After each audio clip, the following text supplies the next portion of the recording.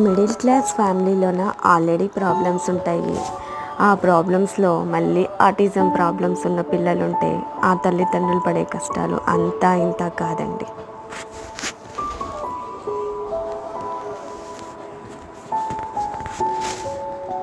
అభినవ్లో మార్పు కోసం చాలా ప్రయత్నిస్తున్న ఒక అమ్మ. మీ అందరి బ్లెస్సింగ్స్ అభినవ్కి కావాలి.